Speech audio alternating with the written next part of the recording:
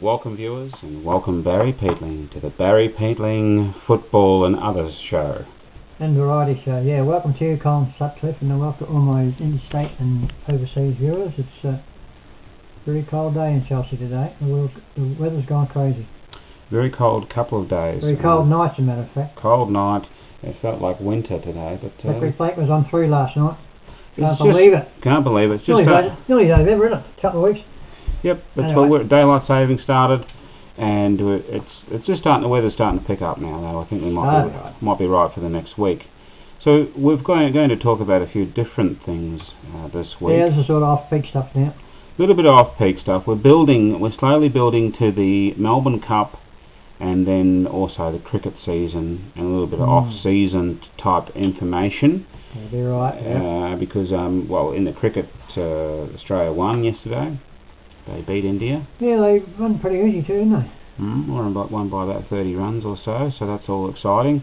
Hadden got an injury to the eye. Is he over there, is he? He's over there. He's replaced Wade in the one days. Oh, God, I don't know what's going on. Anyway, so there's a little bit of crazy stuff. So we'll get into a little bit of other information. But first, there's probably something that people are wanting to hear about and wanting to know about. Is the Chelsea Football Club, Chelsea Seagulls. What's the situation there with the coach, Barry? I'm quite sure that a lot of Chelsea football followers will want to know what's going on about getting a coach for Chelsea Football Club. What is going on? Nate told me last week they had a meeting. When he rang up last week, they had a meeting last Thursday night with one of the fellas was there, Brett Dunn, I think, and with. What's his name? Timmy Scott Brannigan and Steve Harrison. And I thought, Nate said to me last week they'll probably decide last Thursday night. But he rang up again next day and said, no, there's nothing doing. So I don't know what's doing. Stevie Harrison and Timmy Scott Brannigan and Graham Stewart. We're going to get something going, mate. Get a coach organised. So what are you particularly angry about, Barry? I'm not angry. I just can't work it out why they've taken so long. The football season's been over about 6-7 weeks, and so what's got up your goat? Well, they ought to sort of reappointed Paul Carvis, because he's been doing all the work trying to recruit all the players for next year, and he's still letting him hang on, and whether reappoint him or sack him, get something going, because it's. I mean, if that was me, I would have told them see you later a few weeks ago. So your message is you want them to make a decision? Well, the football supporters want them to make a decision. I mean, I've talked to a few fellas, they said, what's going on? I said, I don't know, they're just taking their time to... it's not too hard of a decision to reappoint a coach. Have you got his details, and have you got Paul Carvis? But if their decision is not to reappoint him... Well, they should have told him. Tell him. Weeks ago. So if that's the decision, then do that. Then if their decision is to keep him on, then tell him. Well, he's doing all the work for the footy club to try and recruit players, Colin. And he still doesn't know, because I talked to him last week too. I said, what do you think? He said, I don't know. Because that was me. I said, right, up your jumper, mate. If you're not going to reappoint me, I might try and get a job somewhere else. Maybe he's been given the quiet word. No, he hasn't been told nothing. He's just going along with, he's going on the flow. He's a good fellow, Paul Carvis. That's why they should keep him. Whoever's going to make the decision, keep him on. So your basic message is to do something, make a decision. Get a coach, because they'll be starting training in about 2 or 3 weeks, pre-season training. Okay. We're going to be well behind, because it. Make a decision. I don't know. I don't know what's going on down there. They've got to get smarten up and make a big decision, for God's sake. Just get someone officially signed. So then, Barry, what are the repercussions of not re-signing a coach or getting a new coach in now? Well, the repercussions is most of the players have been looking for recruiting, or trying to recruit, and they've got a few lined up. They'll just say, well, if you haven't got a coach, mate, see you later, I'll go somewhere else, because the new recruits have got to go to a club that's settled. That's just a normal thing in this business. And if you're someone, say, Kyle, you play us Chelsea next year, whatever money you want, and who's coach? Oh, no, I haven't got a coach yet. So you're worried? Get a life and get the coach signed, for God's sake. Otherwise we'll finish up on the bottom again next year. So you're worried about the future, like new players. They're going, oh, here's your coach. You know, That's nobody. What I said that Oh well, I might go to either fail. Well, sort of thing. they've got a coach. I mean, most players want to go to a club that's got a coach. I might go to Bond Beach. Stop. Yeah. Well, Bond Beach is in a bit of trouble too. I think Stephen Capp's got the flick. Oh wow, they had a really good season. They've beaten the grand final. Yeah, they had a very good season. And I reckon that I'm not about getting the flick, but apparently there's a lot. Someone was telling me before that over the grand final day that they got a bit of money problems.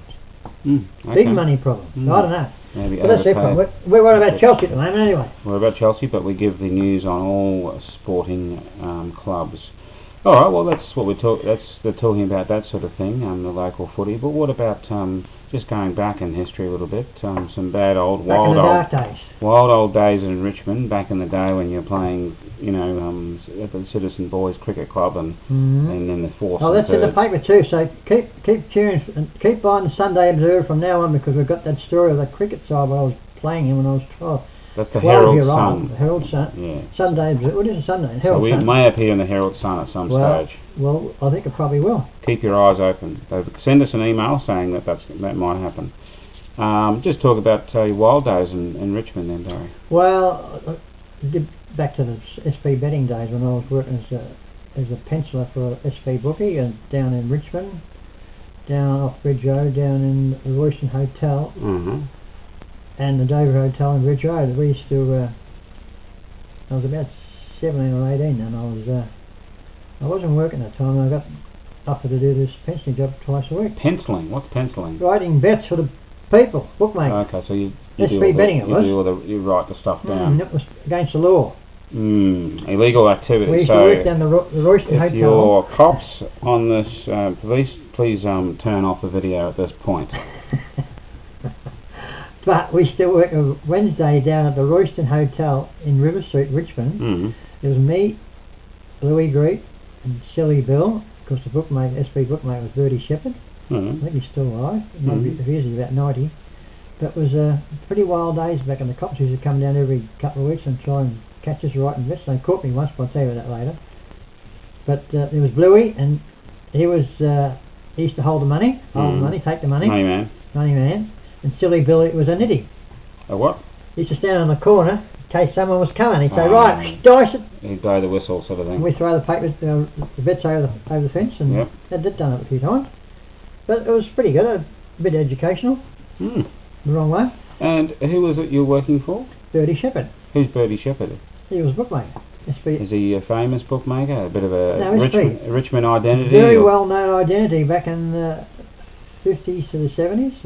I think he might. I check the obituaries every day. I don't think I've seen him in the obituary column, so he must be. He have to be 85 to be alive. But he was a very well-known man, Bertie Shepherd. His bodyguard, would you believe, was a fellow called Jack Twist, who was a gangster. And he used to, if anybody started any trouble down the back lane when riding the bets, he'd sort of fix them up. Now we'd bring him up Twisty and Joey Turn. Joey Turn's his left-hand man. He used to carry a little gun.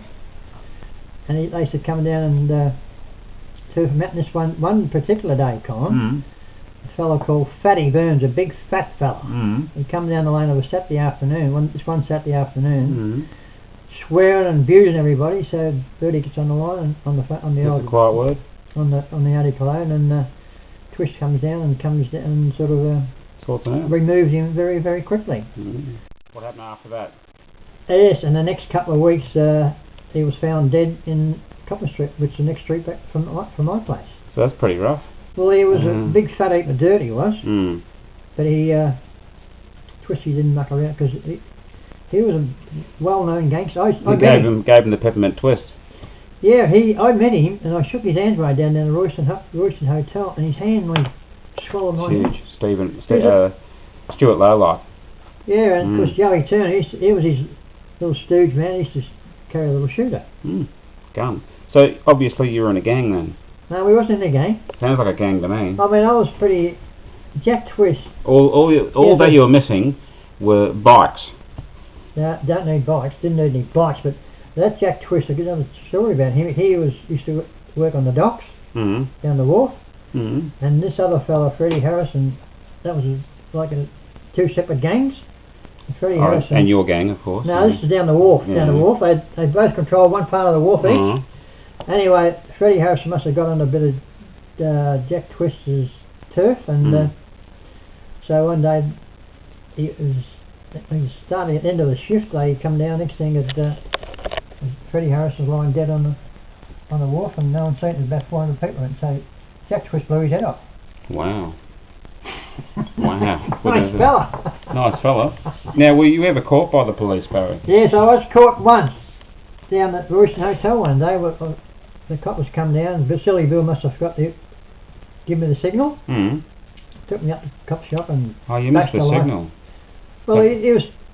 That's why I call him Silly Bill, because he's silly. Now, they bashed you, the police? They took me up to the cop station. They didn't actually see me writing vets, but that's what they do. And they did up there and did they use phone books? No, they just keep whacking on your head and never touch your face. But and I had to finish up at the sign a declaration after I got out of the police station. There wasn't no damages done to me. You weren't mistreated. So this sounds like a bit of an expose on the police. So maybe police switch on now. Yeah, I should put the story in the paper. Has that had any effect on your mental health? Not really. Have you had toughen me up. Flashbacks? No. Have you seen a psychiatrist about it, or a psychologist? No, it might have toughened me up, but I went to front court and I beat the charge, and then I went up with opinion. Oh, okay, so it's probably a good thing. Yeah. Probably the best thing I got out of Richmond, because there was a bit going on. I wasn't in a gang. You might have ended up being in a bit of a sticky situation. Well, I could have went in the neck if I go to court writing books again, but it was a very good learning experience of what goes on down in Richmond. A few interesting stories, and that's a few adventures from your Richmond days. Now, have you got any Cheerios to your international visitors? Yes, and international viewers.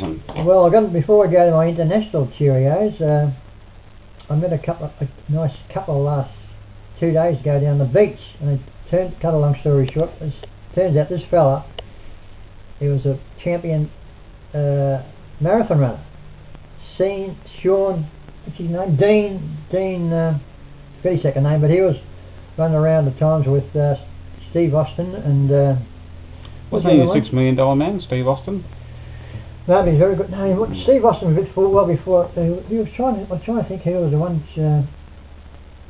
Chris Wardlaw was training, very unattractive. I said to Dean that it could run Chris Wardlaw, but he was a very unattractive man. Very ugly little man. But he was training Dean and his wife Jane. I was sorting her for a while, and I might be getting a massage with me too. Oh, fair enough. So it was a very interesting. So cheerio to them. Cheerio to Dean and Jane. Yes, a very good couple, and I'll probably hear from them the next couple of weeks because Dean wants to. Yeah, myself. So, Cheerios out. Who else too? And my next door neighbour, Andrew and Wana. Wana. He's been tuning in, Colin. He told me yesterday. And I said, well, look out, keep tuned in. The Romanian couple. Nice fellow. Now, international viewers? Cyprus, Mexico, and Ukraine. The latest three added to my... And unknown regions? 2 more unknown regions. Now, why they say unknown regions? Well, it's probably for legal reasons. Why? No. Who's going to... Maybe the Pitcairn Islands. Get their federal police on them or something, something like that, yeah. Watch illegal material. I don't know why they do that. Don't know, not sure. Do they say that when they look in, or they... I'm not sure. Not sure how. Well, maybe they can't work it out. I've got 5 unknown regions. Unknown viewers. Maybe it's the federal police. Are they from Mars or Jupiter or something? Could be. What about any other ladies? Annie and Carla. Annie, they had storms and power cuts, and little Carla, I watched her dancing in her cheer squat. Cheer squat. They've got the youngest cheer squat in the world. They were doing the dancing before the netball games. Yep. And she's a very good little dancer, Carla. Well done, Carla. You're going to be a superstar. And... Latvian. That's about it, I think. Latvia. Yeah. Tony. Yeah. PH. PH. Where are you, PH? Turn up, mate. Give us a call. Let me know what's going on. They've been washed away. They've monsoons up there, haven't they? Yeah, I think been washed away. All right. Well, that's Goodbye from me. That's all from me, and we'll see you next week. See you next week.